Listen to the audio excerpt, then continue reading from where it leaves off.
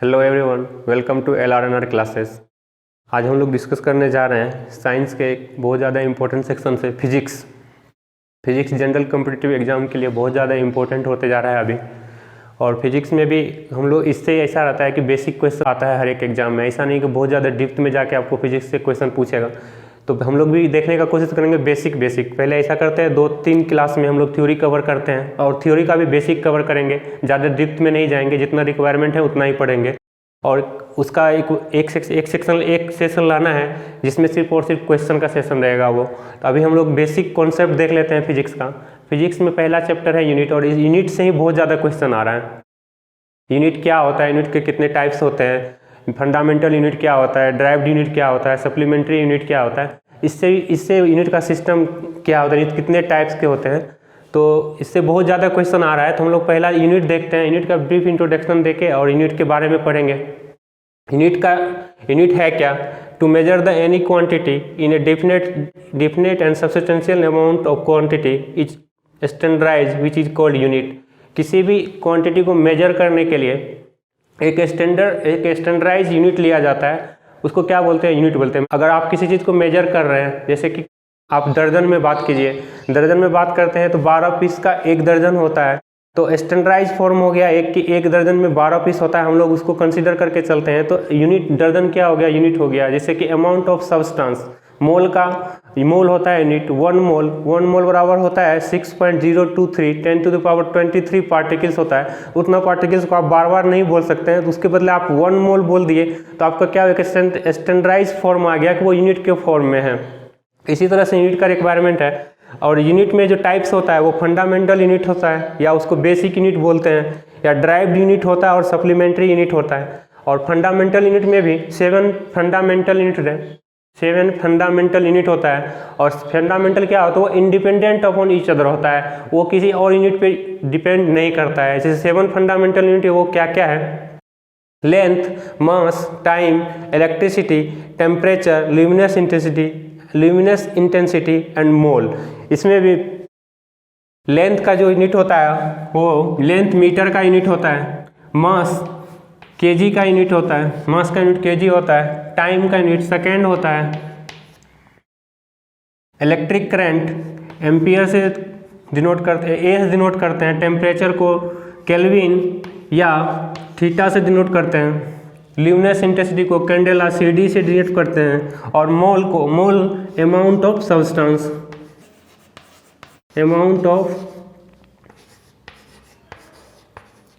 Substance,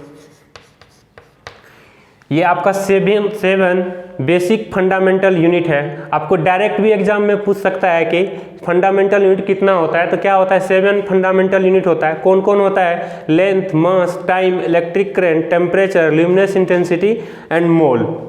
तो हम लोग देखें फंडामेंटल यूनिट होता है और एक डिराइव्ड यूनिट होता है, जो फंडामेंटल यूनिट से ही डिराइव्ड किया जाता है। ये 2 से ज़्यादा फंडामेंटल यूनिट से के हेल्प से ड्राइव्ड किया हुआ यूनिट को ड्राइव्ड यूनिट बोलते हैं। उसके बाद आता है सप्लीमेंट्री यूनिट। सप्लीमेंट्री यूनिट में आपका रेडियन एंगल का,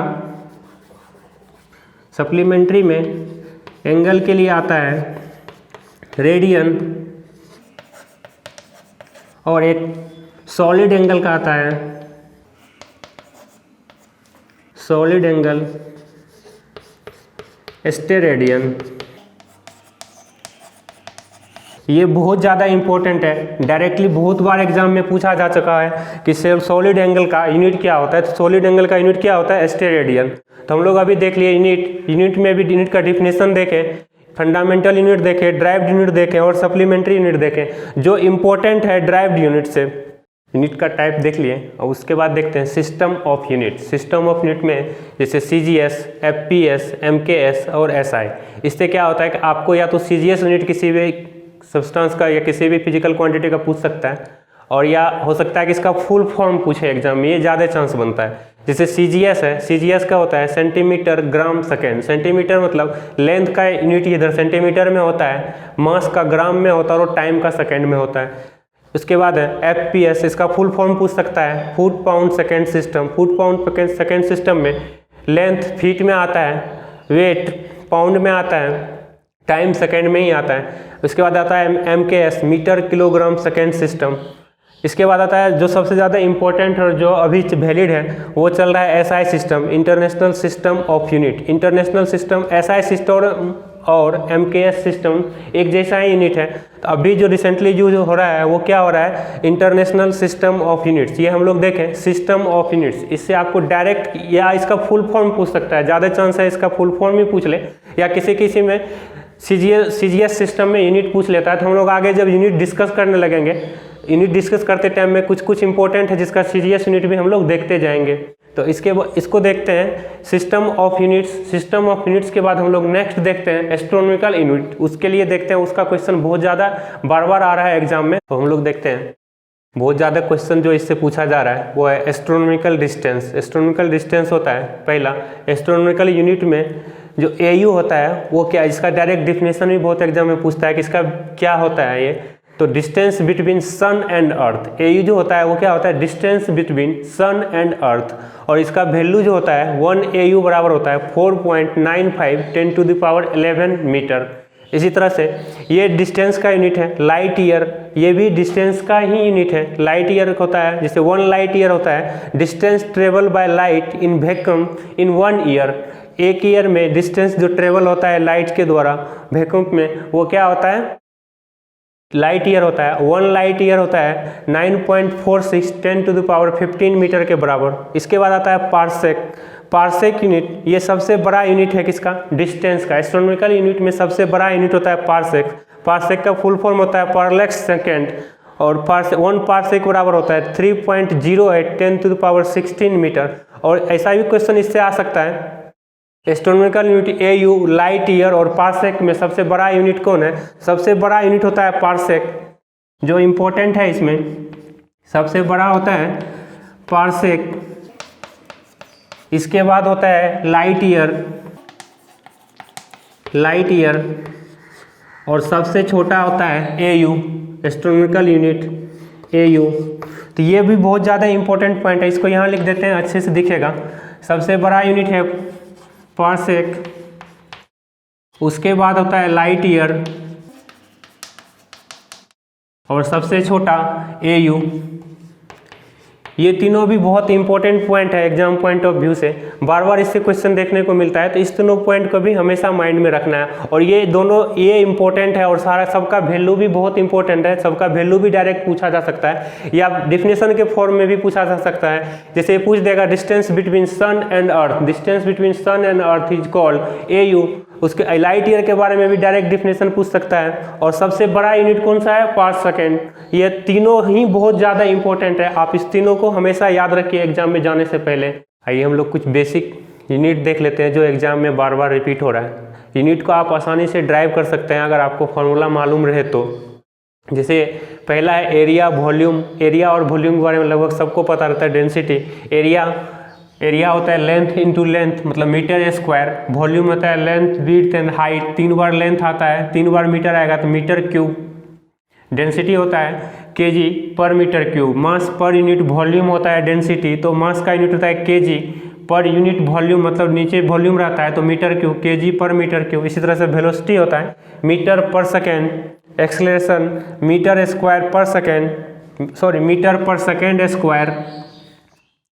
फोर्स का यूनिट होगा, फोर्स बराबर होता है m इंटू ए। मास का यूनिट kg और एक्सेलरेशन का यूनिट मीटर पर सेकेंड स्क्वायर, तो kg मीटर पर सेकेंड स्क्वायर, या इसको न्यूटन बोल सकते हैं ऐसा यूनिट में, या इसको CGS यूनिट में जो पूछते हैं डाइन पूछता है वो डाइन होता है। ये भी याद रखना है। जैसे लीनियर मोमेंटम, लीनियर मोमेंटम है, आप इसका अगर फॉर्मूला लीनियर मोमेंटम का पता है m इंटू वी, तो m का होता है kg और v का होता है मीटर पर सेकेंड, तो kg मीटर पर सेकेंड। इसी तरह से प्रेशर का होता है force per unit area, force per unit area, force का यूनिट होता है न्यूटन, एरिया का होता है मीटर स्क्वायर, तो न्यूटन पर मीटर स्क्वायर। अब आगे देखते हैं स्ट्रेस।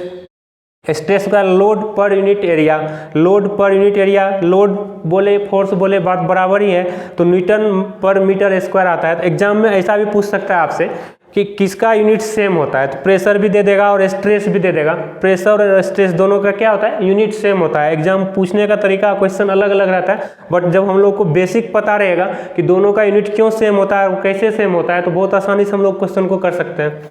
इसी तरह से वर्क, या तो वर्क लिख दे या एनर्जी लिख दे, या एनर्जी का कोई फॉर्म लिख दे, काइनेटिक एनर्जी लिख दे, पोटेंशियल एनर्जी लिख दे, किसी भी तरह का एनर्जी लिखेगा तो क्या समझना है, सेम एनर्जी का जो यूनिट होगा वही यूनिट होने वाला है। तो एनर्जी जैसे वर्क बराबर होता है फोर्स इनटू डिस्प्लेसमेंट, फोर्स का यूनिट होता है न्यूटन और डिस्प्लेसमेंट का मीटर, न्यूटन मीटर हो सकता है, या आपके ऑप्शन में जूल रह सकता है। अगर सीजीएस में वो पूछना चाहता आपसे, वो अर्ग दे सकता है।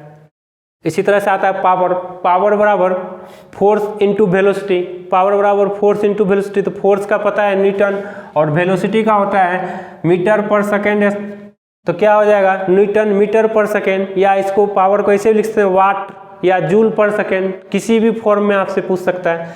अब जो इम्पोर्टेंट है वो कोएफिशिएंट ऑफ विस्कोसिटी है। ये फ्लूइड एक चैप्टर होता है फिजिक्स, उसमें पढ़ना रहता है, और कोएफिशिएंट ऑफ विस्कोसिटी का यूनिट होता है न्यूटन सेकेंड पर मीटर स्क्वायर या पास्कल सेकेंड, ये याद रखना है। सरफेस टेंशन होता है फोर्स पर यूनिट लेंथ, तो फोर्स का यूनिट पता है न्यूटन और लेंथ का मीटर, तो न्यूटन पर मीटर। आगे देखते हैं रेडियो एक्टिविटी, इसका यूनिट होता है क्यूरी।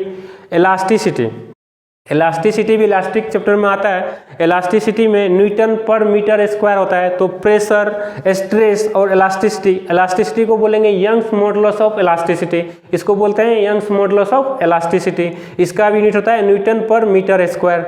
आगे साउंड का यूनिट होता है डेसिबल, ये भी फ्रीक्वेंटली पूछा जा रहा है एग्जाम में। मैग्नेटिक फील्ड इंटेंसिटी का होता है न्यूटन पर एम्पियर पर मीटर, या उसको बोल सकते हैं टेस्ला। तो ये कुछ बेसिक यूनिट है और इम्पोर्टेंट है। और area, volume, distance, velocity, acceleration, force, यहाँ तक तो सबको लगभग पता रहता है। इसके आगे कभी कभी भूलने का कोशिश करते हैं, तो हम लोग भूलेंगे भी नहीं, और यूनिट कैसे ड्राइव करके लिख सकते हैं वो भी याद रखना है। जैसे किसी का फॉर्मूला पता है तो अलग अलग आप उसका यूनिट का वैल्यू पुट कीजिए, बहुत आसानी से आपको यूनिट दे देगा। अभी ये बेसिक यूनिट है, और भी हम लोग चैप्टर आगे पढ़ते जाएंगे तो उसमें यूनिट डिस्कस करते जाएंगे चैप्टर वाइज भी। ये यूनिट इतना आपको याद रखना है। इसके बाद हम लोग कुछ डायमेंशन देख लेते हैं। डायमेंशन बहुत ज़्यादा इंपॉर्टेंट नहीं है जनरल कंपटीशन के लिए, फिर भी देख लेते हैं। कभी कभी डायमेंशन लेस क्वांटिटी क्या होता है वो पूछ लेता है। जो ये आपको डायमेंशन कैसे ड्राइव करते हैं, कुछ का ड्राइव करके बताएंगे। आप फार्मूला आपके पास रहेगा, यूनिट रहेगा, तो यूनिट से आप डायमेंशन पे बहुत आसानी से जा सकते हैं। तो आइए हम लोग अब देखते हैं डायमेंशन।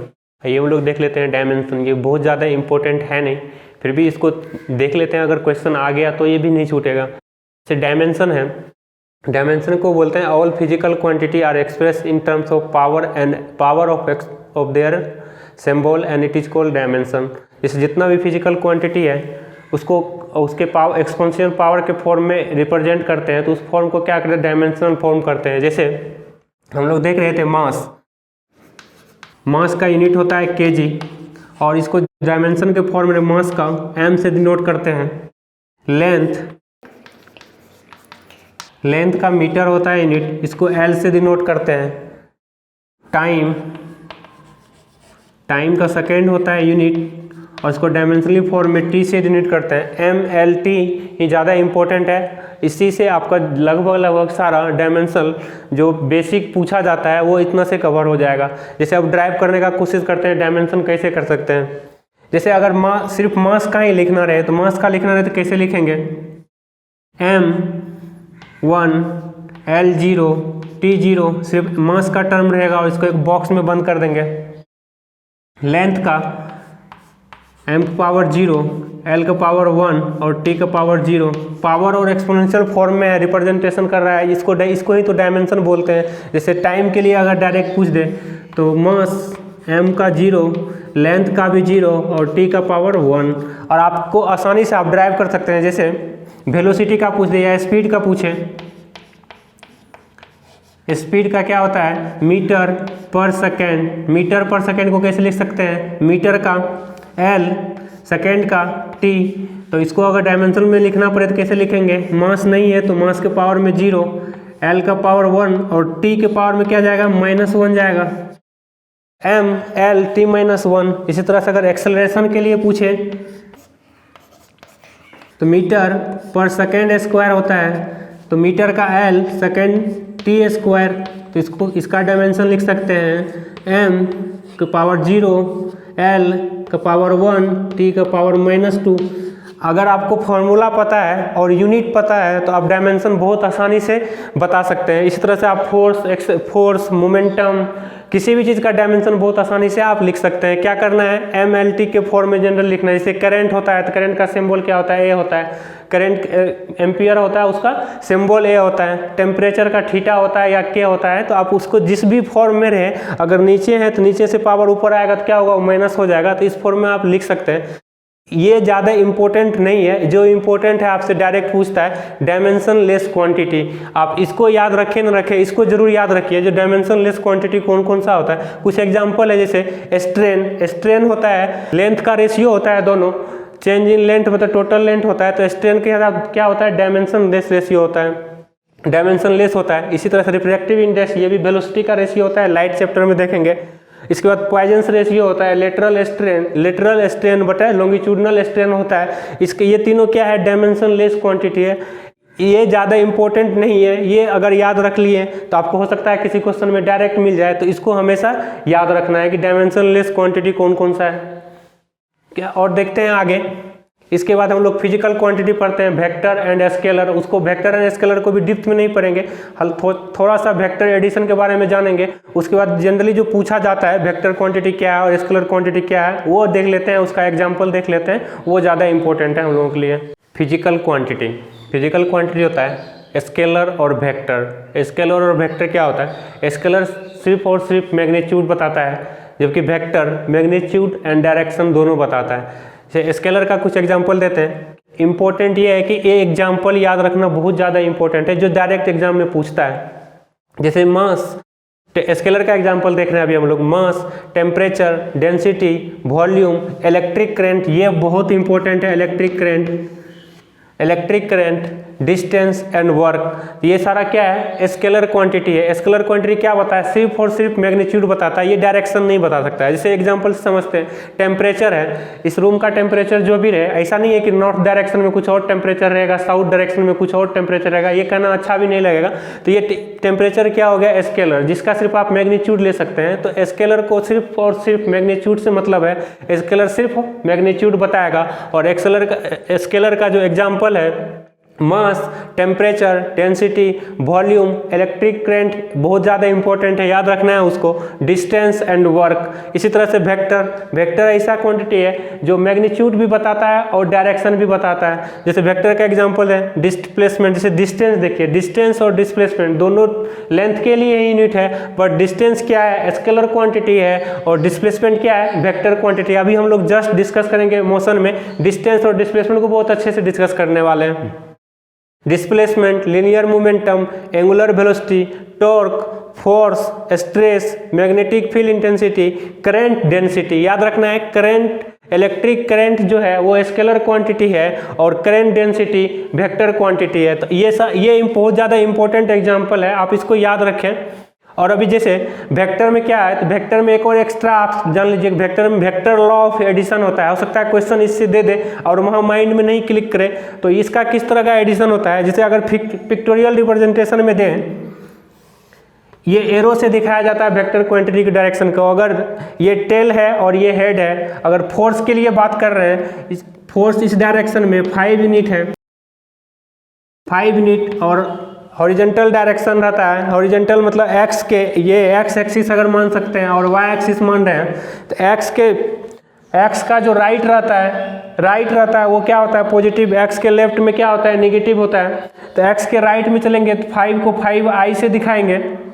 इसी तरह से अगर वाई डायरेक्शन में चल रहा है, वाई डायरेक्शन में 3j, इसको 5 नहीं 4i लेते हैं और 3j लेते हैं। ये क्या बताए, 5, या तो f बराबर क्या लिख दे, आपको 4i लिख दे। 4i लिखने का क्या मतलब, वो किधर जा रहा है, हॉरिजॉन्टल डायरेक्शन में जा रहा है और पॉजिटिव साइन। अगर एक्स और वाई कोऑर्डिनेट आप ले रहे हैं तो एक्स कोऑर्डिनेट को पॉजिटिव डायरेक्शन में जा रहा है, और इधर 3j का मतलब है वाई कोऑर्डिनेट के वो पॉजिटिव डायरेक्शन में जा रहा है। j प्लस और माइनस भी ध्यान रखना है, प्लस का मतलब पॉजिटिव और नेगेटिव माइनस का मतलब तो नेगेटिव होता है। और यहाँ फिगर पे कैसे दिखाएंगे, जो रेफरेंस पॉइंट लेते हैं उससे अगर एक्स के तरफ मूव कर रहे हैं, एक्स राइट मूव कर रहे हैं तो पॉजिटिव और लेफ्ट मूव कर रहे हैं तो नेगेटिव। इसी तरह से अगर वाई एक्सिस के रिस्पेक्ट में देख रहे हैं तो वाई एबव पॉजिटिव और बिलो नेगेटिव। तो इस एग्जाम वेक्टर एडिशन से क्या मतलब है, यहाँ देख रहे हैं ये इसका टेल है और हेड है, टेल से हेड के ओर चल रहे हैं, फिर जो नेक्स्ट कोई फोर्स एडिशन चल रहा है वो इसके हेड से इसके हेड पे इसका टेल है और आगे बढ़ रहा है। तो इस तरह का जो एडिशन, इस तरह का जो एरो रहेगा ये आपको वेक्टर एडिशन की तरफ मूव करवाएगा। जब इसका रिजल्टेंट निकालने का टाइम आएगा तो रिजल्टेंट क्या करेंगे, फर्स्ट के टेल से लास्ट के हेड को ज्वाइन कर देंगे। तो अब ये पाइथागोरस प्रमेय हम लोग पढ़े हैं, इसका अगर मैग्नीट्यूड रहेगा ये 4 यूनिट है और ये 3 यूनिट है, तो रिजल्टेंट कैसे निकाल सकते हैं, रिजल्टेंट बराबर निकाल सकते हैं अंडर रूट पाइथागोरस प्रमेय से 4a square plus 3a square. 4a square होता है 16 प्लस 9, 16 प्लस 9 कितना होता है 25, 25 का स्क्वायर रूट क्या होगा 5। ये फोर्स का क्या आ गया, रिजल्टेंट क्या आ गया 5 यूनिट।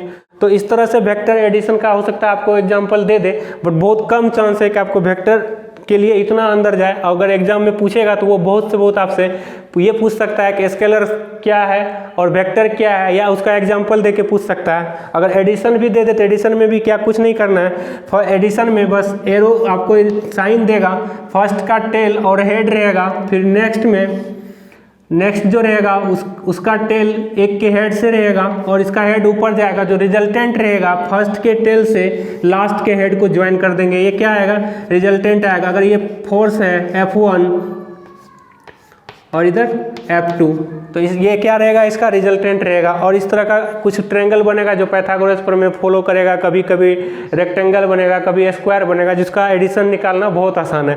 प्लस माइनस करना भी, अगर पॉजिटिव है तो प्लस, नेगेटिव है तो माइनस, और आई जे के फॉर्म में भी रह सकता है। आई मतलब पॉजिटिव एक्स डायरेक्शन, जे मतलब पॉजिटिव वाई डायरेक्शन, इस तरह से आपको क्वेश्चन आ सकता है।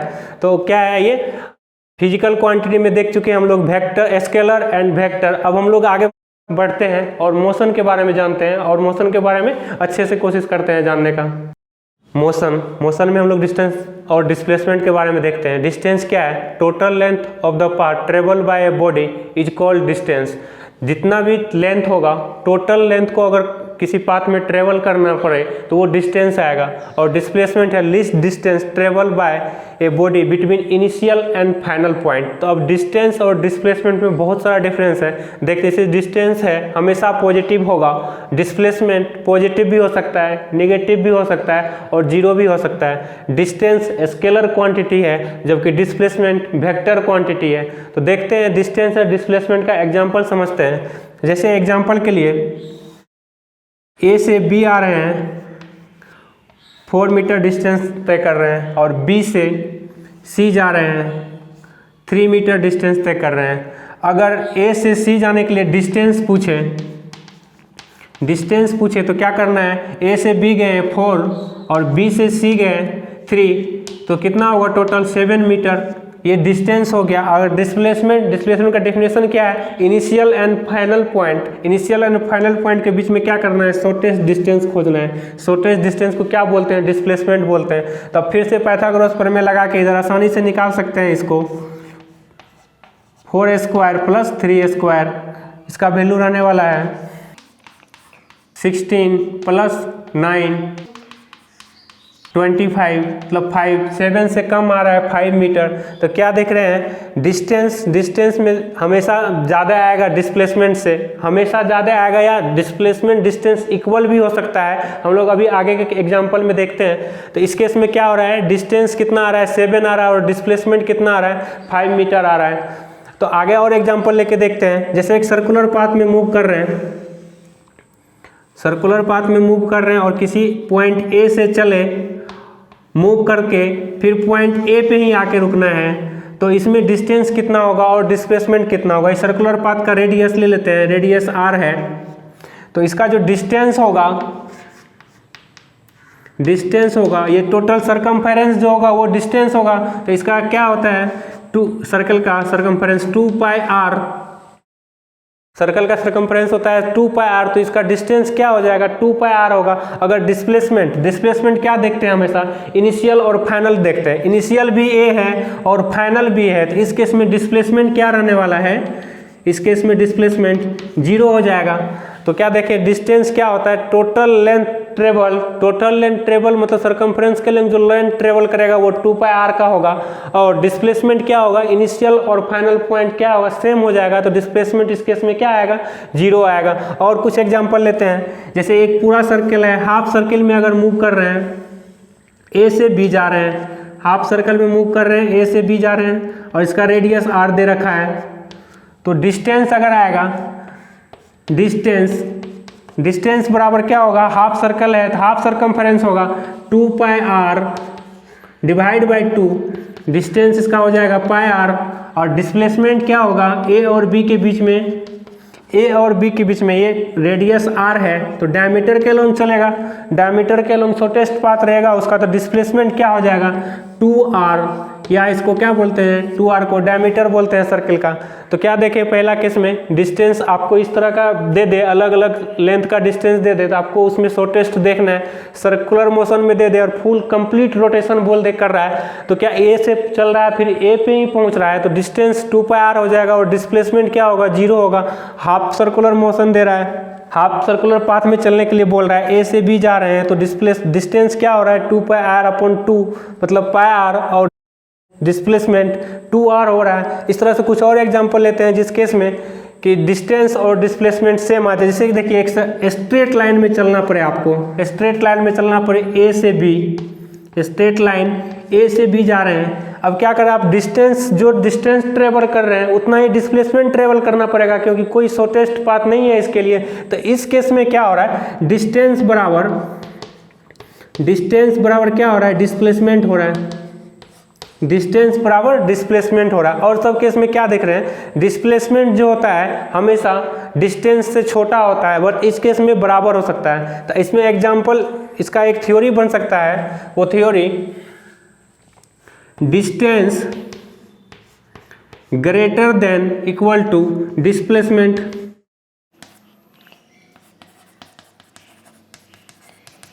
ऐसा भी आपको हो सकता है डायरेक्ट एग्जाम में पूछ दें, डिस्टेंस और डिस्प्लेसमेंट में रिलेशन पूछ दे, तो क्या करना है, distance greater than equal to displacement, हमेशा ग्रेटर देन इक्वल 0 है तो 0 से ये बड़ा होगा तो ग्रेटर ही होगा, तो ये जनरल फॉर्म है distance greater than equal to displacement. अभी तक हम लोग क्या देखे, डिस्प्लेसमेंट 0 देख लिए हैं, पॉजिटिव देख लिए, निगेटिव नहीं देखे हैं। तो अब निगेटिव का एक एग्जाम्पल लेते हैं कि डिस्प्लेसमेंट निगेटिव कैसे हो सकता है। डिस्प्लेसमेंट क्या है, वेक्टर क्वांटिटी है, ये तो बहुत ज़्यादा इंपॉर्टेंट है कि डिस्प्लेसमेंट वेक्टर क्वांटिटी है, याद रखना, और डिस्टेंस स्केलर क्वांटिटी है। तो देखते हैं डिस्प्लेसमेंट निगेटिव कैसे होता है। जैसे आप ए से चलना स्टार्ट किए, ए से बी आए, बी से सी आए, सी से डी और डी से ई आ गए फिर, तो डिस्टेंस अगर होगा, मान लीजिए ये 4 है, ये 2 है, ये 6 है, इधर भी 2 रहने वाला है, कोई भी यूनिट हो सकता है, मीटर सेंटीमीटर कुछ भी हो सकता है। तो अगर डिस्टेंस इसमें बोले, डिस्टेंस निकालने के लिए बोलेगा तो क्या करेंगे, 4 + 2 + 6 + 2 कर देंगे, 6 6 12 + 2 14 हो जाएगा डिस्टेंस। अगर डिस्प्लेसमेंट के लिए बोले तो डिस्प्लेसमेंट क्या करना है, आप ए से चले थे, आपका डायरेक्शन, आप अपने डायरेक्शन को भी कंसिडर कीजिएगा क्योंकि ये वेक्टर क्वांटिटी है।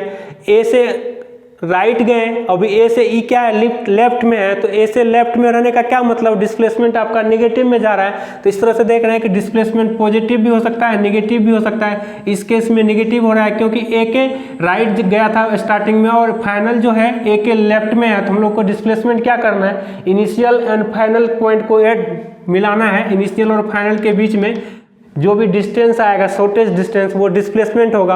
अब वो वेक्टर क्वांटिटी है तो उसको डायरेक्शन के साथ देंगे, अगर वो पॉजिटिव डायरेक्शन में है तो पॉजिटिव, नेगेटिव डायरेक्शन में है तो नेगेटिव। जैसे इस केस में डिस्प्लेसमेंट कितना रहने वाला है, डिस्प्लेसमेंट बराबर, अगर ये 4 है तो ये 4 होगा, ये 2 होगा, तो डिस्प्लेसमेंट बराबर क्या होगा, -2 यूनिट।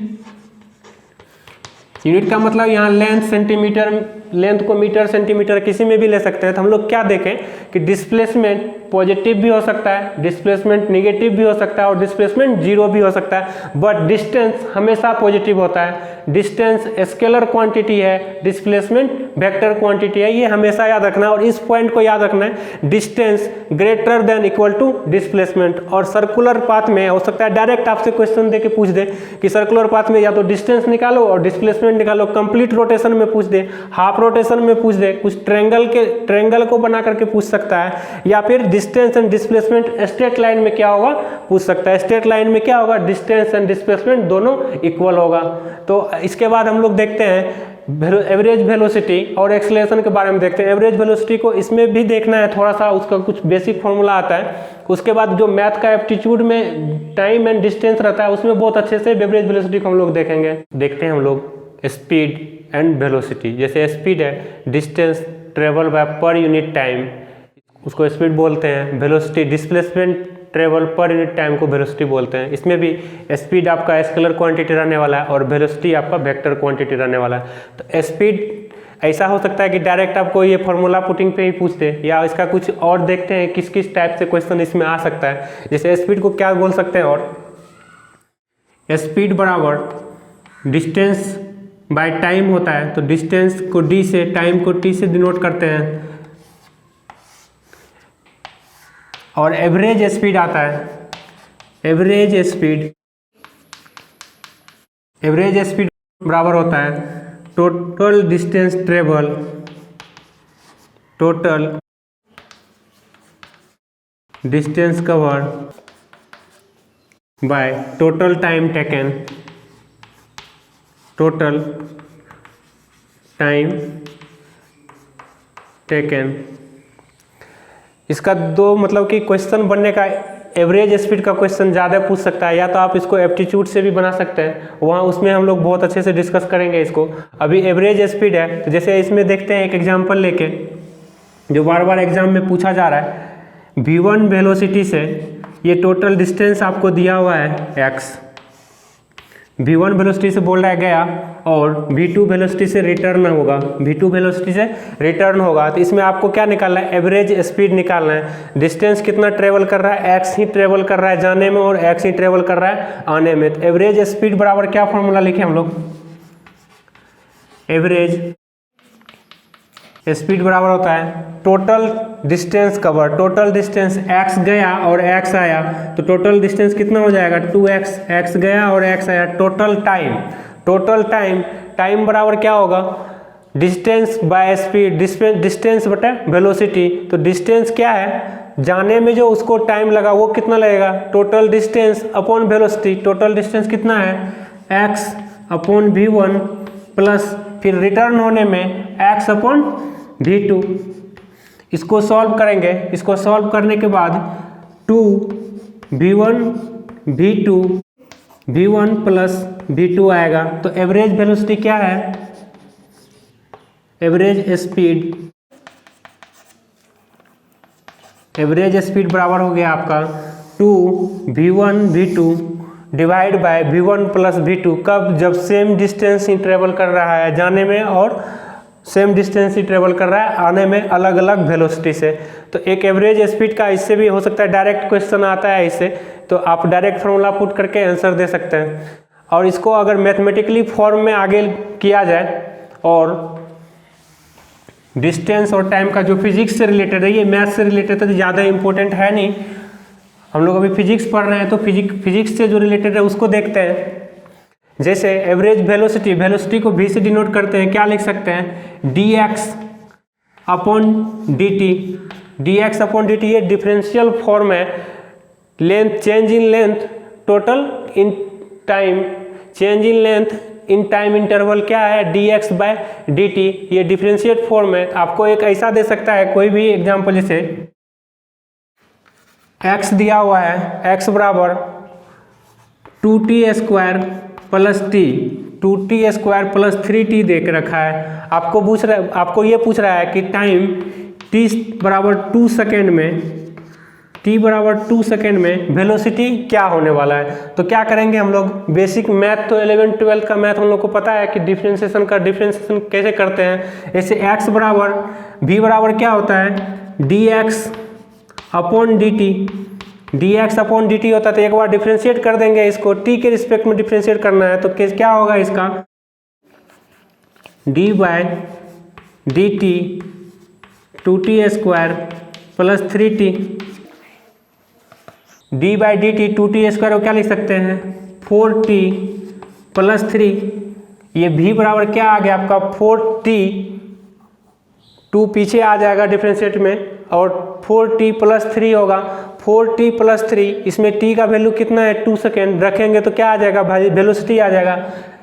t बराबर 2 पुट करने पे v का वैल्यू 4 इंटू 2 प्लस 3, 8 प्लस 3 11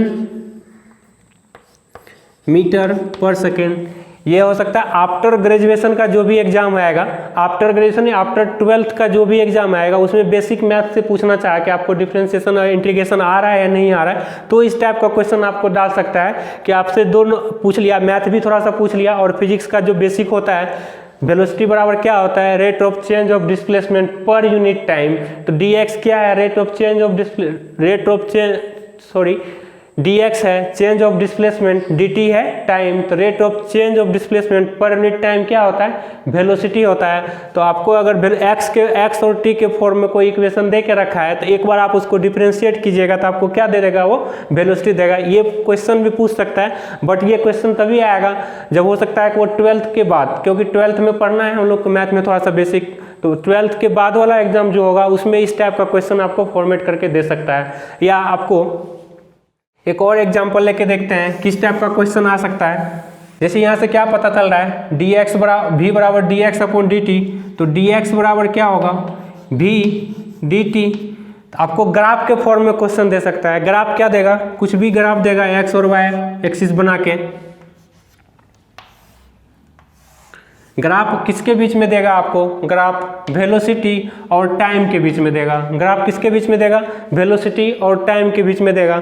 तो जो ग्राफ का ये जो ग्राफ दिया वेलोसिटी और टाइम के बीच में, आपको बोलेगा डिस्टेंस निकाले। डिस्टेंस क्या होगा, मान लीजिए ये 2 है, ये 6 है, इधर भी 2 है।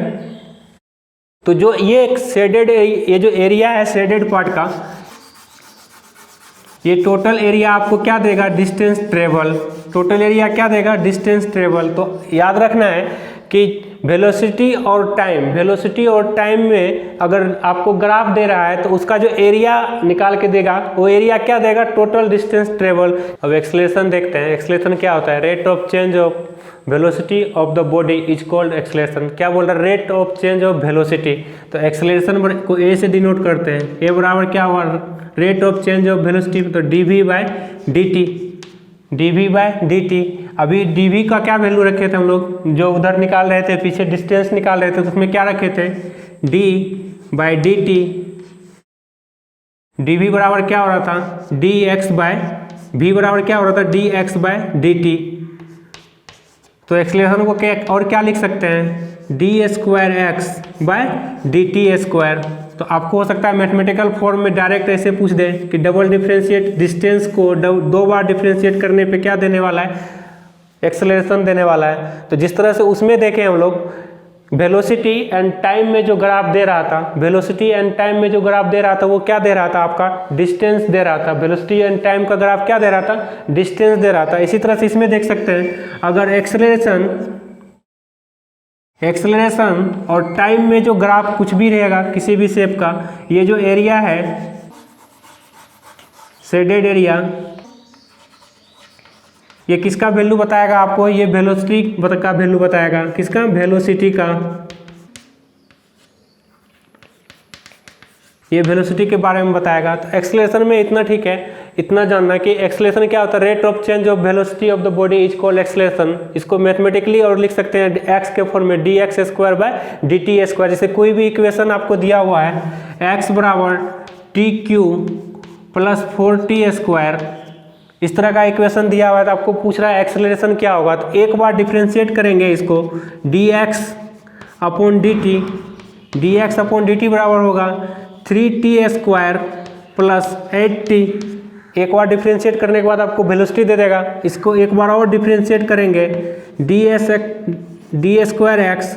dt² 6t प्लस 8, ये आपको क्या देगा, एक्सेलरेशन देगा।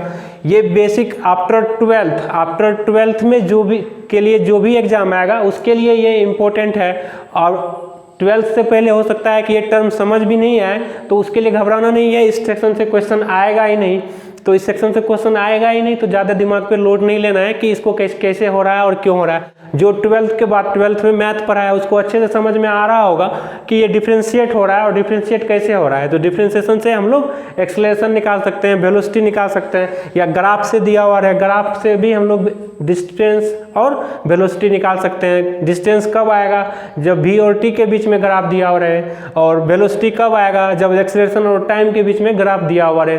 तो एक्सेलरेशन देख लिए। अब हम लोग देखते हैं सर्कुलर मोशन। सर्कुलर मोशन में भी बेसिक देखेंगे, जो इम्पोर्टेंट है एग्जाम में उतना ही देखना है। उसके बाद देखते हैं प्रोजेक्टाइल मोशन में क्या इम्पोर्टेंट है। ये अब देखते हैं हम लोग सर्कुलर मोशन। सर्कुलर मोशन में सर्किल में एक मूवमेंट रहेगा, तो सर्कुलर मोशन में जो पहला पॉइंट इम्पोर्टेंट है वो आएगा एंगुलर वेलोसिटी।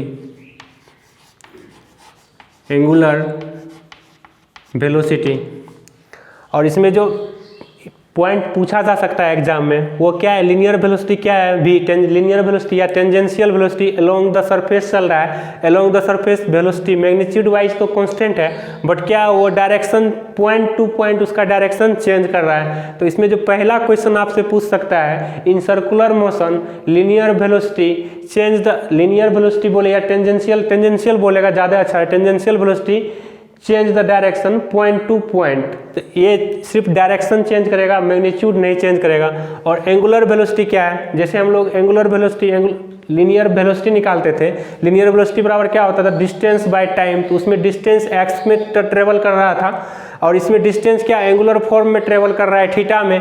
तो एंगुलर वेलोसिटी बराबर क्या होगा, angular distance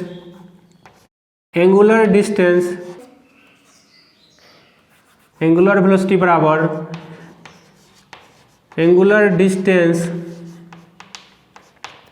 by time. Angular distance by time, तो एंगुलर डिस्टेंस क्या है इसमें, थीटा बाय टी। थीटा जितना टोटल कंप्लीट रोटेशन में थीटा कितना हो जाएगा, 2 पाई, और टाइम क्या हो जाएगा, total time T, time period हो जाएगा। टोटल 2 पाई डिस्टेंस कवर कर रहा है कितना में, टी टाइम पीरियड में। तो ये एंगुलर वेलोसिटी को किससे दिखाते हैं, ओमेगा से। ओमेगा बराबर क्या हो गया, 2 पाई बाय टी। और आगे इसको ड्राइव करते हैं, ओमेगा बराबर 2 पाई एन, जहाँ एन क्या है, एन बराबर एंगुलर फ्रीक्वेंसी या सर्कुलर फ्रीक्वेंसी बोल सकते हैं इसको किससे डिनोट करते हैं, एन से। तो ओमेगा बराबर क्या हो गया, 2 पाई एन, एन बराबर 1 अपॉन टाइम पीरियड। ये भी बहुत ज़्यादा इंपॉर्टेंट फॉर्मूला है, एन बराबर 1 अपॉन टाइम पीरियड, और ओमेगा बराबर 2 पाई एन। तो इस अभी ये तो ओमेगा का वैल्यू क्या, किसका वैल्यू है, एंगुलर वेलोसिटी का वैल्यू है। बट इधर लीनियर वेलोसिटी या टेंजेंशियल वेलोसिटी भी दिख रहा है। तो लीनियर वेलोसिटी बराबर क्या होगा, डिस्टेंस बाय टाइम। तो डिस्टेंस ये जो ट्रेवल करेगा भी, ये सरकमफ्रेंस के अलग ट्रेवल करेगा, तो डिस्टेंस डिवाइड बाय टाइम। तो डिस्टेंस क्या रहने वाला है इसका, 2 pi r divide by T, total time period. 2 pi by T का वैल्यू हम लोग क्या निकालें, ओमेगा। एंगुलर वेलोसिटी का वैल्यू क्या आता है, ओमेगा। तो ओमेगा भी बराबर क्या हो जाएगा, ओमेगा इंटू आर। तो इसमें जो 3 इंपॉर्टेंट फॉर्मूला है आपका, ओमेगा बराबर 2 पाई बाई टी या 2 पाई एन, भी बराबर आर ओमेगा, और एन बराबर 1 अपॉन टी। ये आपको इम्पोर्टेंट है आपके लिए। ये 3 फार्मूला बस याद रखिए, और याद रखना है कि वेलोसिटी टेंजेंशियल वेलोसिटी है पॉइंट टू पॉइंट वेरी करते जा रहा है। आपको डायरेक्ट फ्रीक्वेंसी देके टाइम पीरियड पूछ सकता है, या टाइम पीरियड देके एंगुलर वेलोसिटी पूछ सकता है, या रेडियस और एंगुलर वेलोसिटी देके लीनियर वेलोसिटी या टेंजेंशियल वेलोसिटी पूछ सकता है। कुछ भी पूछ सकता है इसमें सर्कुलर मोशन में। इतना ही इंपॉर्टेंट है, इससे ज़्यादा कॉम्पिटिटिव एग्जाम में ज़्यादा अंदर जाएगा नहीं, तो इस सर्कुलर मोशन के लिए इतना मोर देन सफिशिएंट है हम लोगों के लिए। प्रोजेक्टाइल मोशन से आपको डायरेक्ट फार्मूला से इसका बेसिक कुछ नहीं आपसे पूछेगा, फार्मूला पुटिंग क्वेश्चन दे सकता है आपसे। जैसे पहला टाइम ऑफ एसेंट क्या होता है, u sin थीटा अपॉन जी। u क्या है, लीनियर आपका वेलोसिटी है, थीटा जिस एंगल पे आप किसी चीज़ को, प्रोजेक्टाइल मोशन का क्या होता है, ये आप ना तो कम्प्लीटली लीनियरली थ्रो कर रहे हैं, या सर्कुलर मोशन में कंप्लीट थ्रो नहीं होता है, या आप किसी एंगल पे किसी चीज़ को थ्रो कर रहे हैं, तो उस टाइप के मोशन को क्या बोलते हैं, प्रोजेक्टाइल मोशन होते हैं। जैसे जेवलिन थ्रो हो गया, कोई बॉल को थ्रो करते हैं आप, तो वो कितना मैक्सिमम रेंज तक जाएगा, किस एंगल पे थ्रो करना है, इस टाइप का क्वेश्चन आपसे इसमें पूछ सकता है। जैसे टाइम ऑफ एसेंट क्या है, आप स्टार्टिंग से टाइम ऑफ एसेंट पीक पे जाने के लिए जो टाइम लगेगा उसको क्या बोलेंगे, टाइम ऑफ एसेंट। वो टाइम ऑफ एसेंट का वैल्यू क्या होता है, u sin थीटा अपॉन जी। अब पीक से फिर बॉटम पॉइंट पे आने के लिए जो टाइम लगेगा उसको क्या बोलते हैं, टाइम ऑफ डिसेंट। तो टोटल टाइम क्या हो गया, टाइम ऑफ एसेंट और टाइम ऑफ डिसेंट। अगर आपसे एग्जाम में ये पूछ दिया इंडिविजुअली टाइम ऑफ एसेंट और टाइम ऑफ डिसेंट के बारे में, तो आप u sin थीटा अपॉन जी लगा के आंसर दे दीजिए। या टोटल आपसे पूछ दिया total time of flying, total time of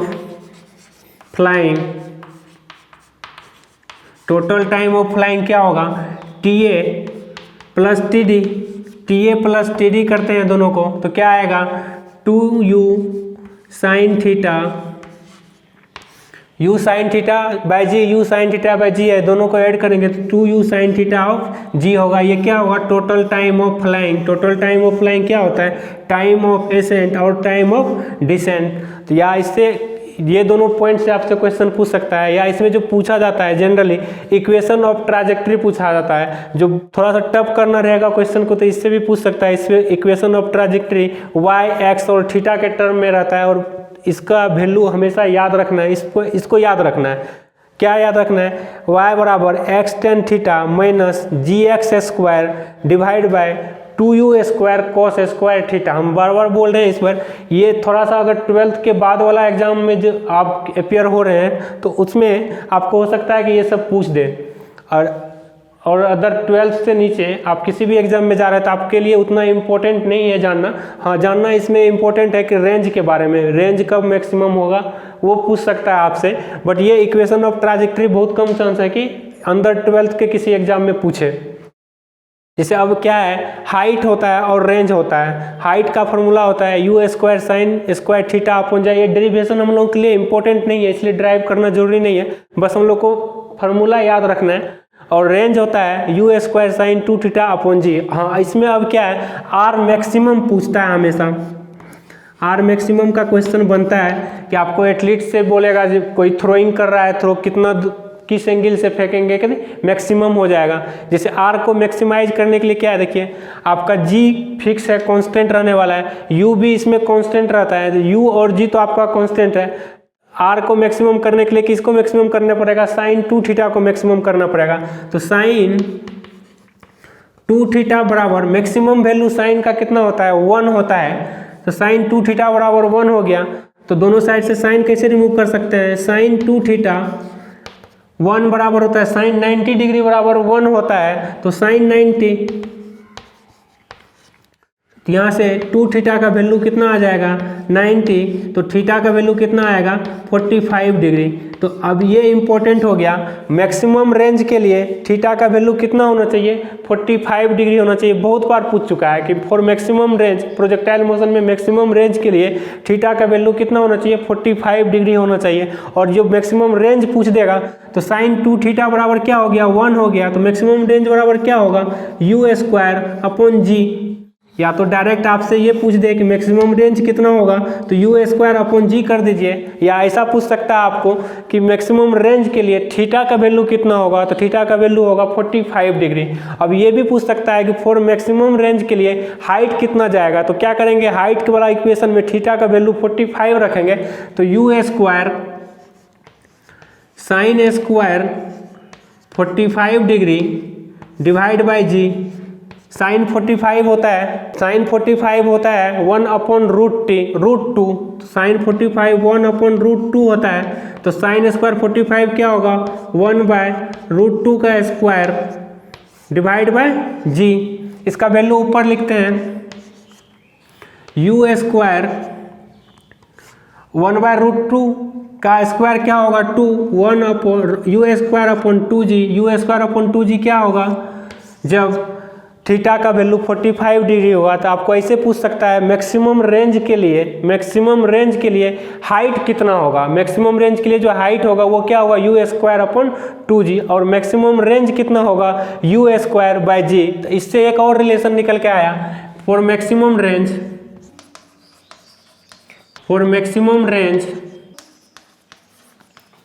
r बराबर 2h, r बराबर क्या होगा 2h। ये भी आपको इम्पोर्टेंट है कि मैक्सिमम रेंज के लिए एंगल कितना होगा, एंगल होगा 45 डिग्री, मैक्सिमम रेंज कितना होगा u²/g, और मैक्सिमम रेंज के लिए हाइट होगा u²/2g।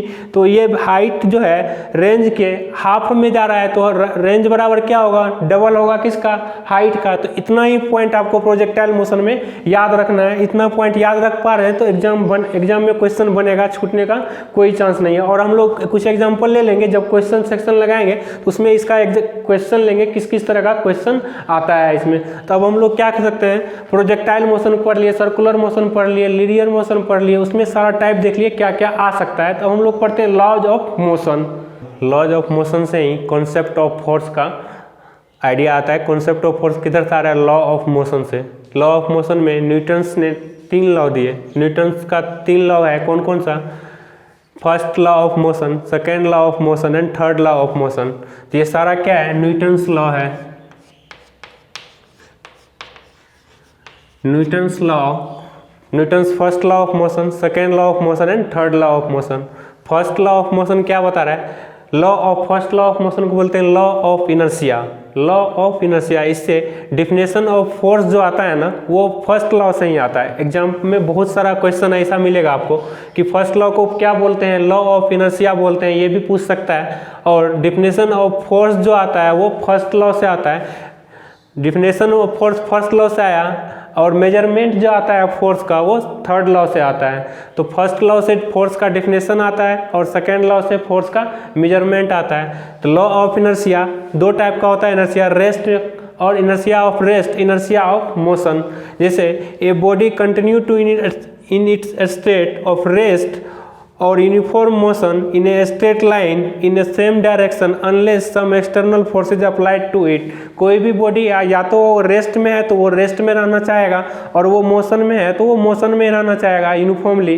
कब तक, जब तक कि कोई एक्सटर्नल फोर्स उसको अप्लाइड करके रोका नहीं जाए, या एक्सटर्नल फोर्स अप्लाइड करके रुका हुआ वस्तु को मूव नहीं कराया जाए। तो ये लॉ ऑफ इनर्शिया। तो इसलिए रेस्ट, इनर्शिया ऑफ रेस्ट और इनर्शिया ऑफ मोशन आता है।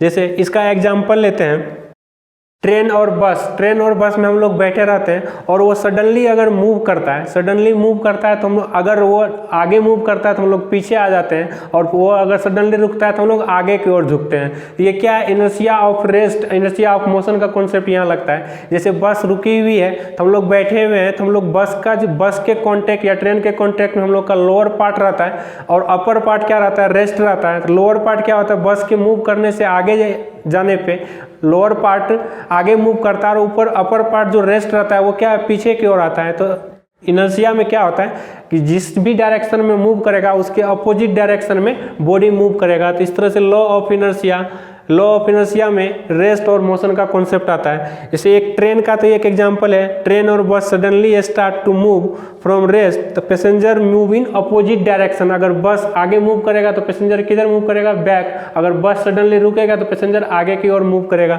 और एग्जांपल इसका ले सकते हैं, जैसे डस्ट को, कोई भी ब्लैंकेट या किसी चीज़ से डस्ट को उड़ाना रहता है तो उस पर अगर स्टिक से थ्रो करते हैं तो उसमें जो डस्ट पार्टिकल रहता है वो रेस्ट में बैठा हुआ रहता है इनर्शिया।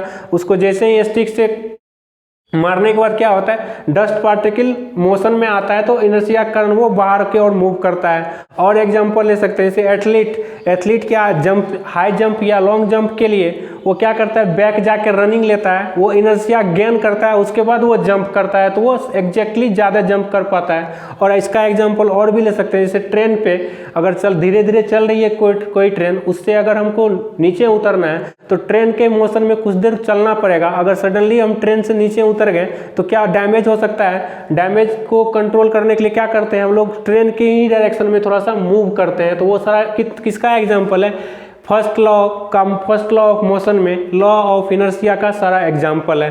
तो फर्स्ट लॉ ऑफ इनर्शिया में क्या देख लिए, उसका डिफिनेशन, इनर्शिया कितना टाइप्स का होता है, रेस्ट और मोशन, और उसका एग्जांपल देख लेते हैं ट्रेन और बस से रिलेटेड, एथलीट से या डस्ट को, जो किसी कॉटन से डस्ट को रिमूव करते हैं उसका। और डिफिनेशन ऑफ फोर्स किससे आता है, first law of motion. First law of motion बोलने का क्या मतलब है, Newton's first law of motion. और Newton second law of motion क्या बोल रहा है, law of measurement of force. इसका जो डिफिनेशन होता है, rate of change of angular linear momentum of a body is proportional to force. Force बराबर क्या होता है, directly proportional to rate of change of linear momentum.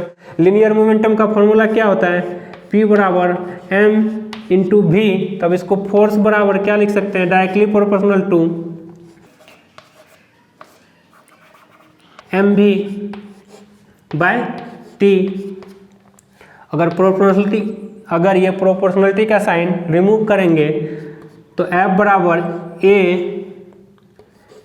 mv, A नहीं, A acceleration का वैल्यू होगा k mv बाय t।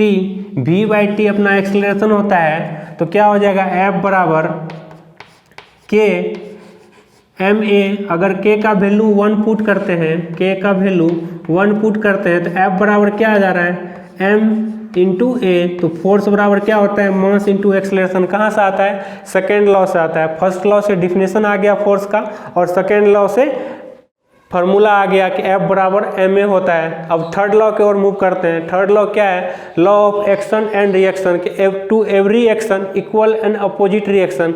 इसका क्या है, आप किसी पे अगर जितना फोर्स से आप किसी को पुल कीजिएगा उतना ही फोर्स आप पे लगेगा। अगर आप ज़्यादा फोर्स लगा रहे हैं तो वो मूव करेगा, अगर आप ज़्यादा फोर्स नहीं लगा पा रहे हैं तो वो मूव नहीं करेगा। जैसे ब्लैक बोर्ड को हम पुश कर रहे हैं तो ब्लैक बोर्ड उतना ही फोर्स हम पे अप्लाई कर रहा है, तो क्या हो रहा है, ब्लैक बोर्ड का मूवमेंट नहीं है। तो ये law of action and reaction है। जैसे इसमें during the firing of bullet, जब आप गन से फायर करते हैं तो वो क्या करता है, आपको पीछे की ओर ढकेलता है। तो यहाँ क्या है, law of action and reaction काम करता है। ये रॉकेट साइंस में भी इसका यूज होता है, थर्ड लॉ ऑफ मोशन का। जैसे और एक जनरल एग्जांपल, कुआं से आप पानी निकाल रहे हैं, कुआं से पानी निकालते वक्त अगर आपका रस्सी टूट गया तो आप पीछे की ओर मूव कर जाइएगा, तो वहाँ क्या होता है, law of action and reaction. तो हम लोग क्या देखें, न्यूटन्स का 3 नियम, third law, first law, second law और थर्ड लॉ, तीनों लॉ को डिस्कस किए। तो लॉ ऑफ मोशन में पता चला कि फर्स्ट लॉ ऑफ मोशन से फोर्स का डिफिनीशन मिलता है, सेकेंड लॉ ऑफ मोशन से फोर्स का फॉर्मूला मिलता है, और थर्ड लॉ क्या कहता है, every action have equal and opposite reaction. तो तीनों लॉ डिस्कस किए। आज हम लोग डिस्कस किए बेसिक कॉन्सेप्ट ऑफ फिजिक्स। पहले यूनिट देखें, फिर डायमेंशन, फिर स्पीड, डिस्प्लेसमेंट, मोशन में जब आए तो मोशन में projectile motion, circular motion, linear motion और लॉज ऑफ मोशन तीनों देख लिए।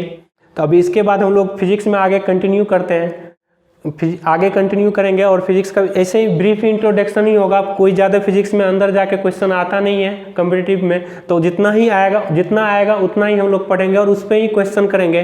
तो आई होप आप लोग एंजॉय किए होइएगा वीडियो को। आप हमको लाइक और कमेंट करके बताइए कि आपको कैसा लगा ये वीडियो, ताकि आगे और वीडियो बनाने में हमको अच्छा लगे। तो आप क्या कहते हैं, अगर और ज़्यादा आपको कंटेंट चाहिए तो आप LRNR के वेबसाइट पे जाइए और या लर्नर ऐप में आपको बहुत सारा क्वेश्चन मिल जाएगा।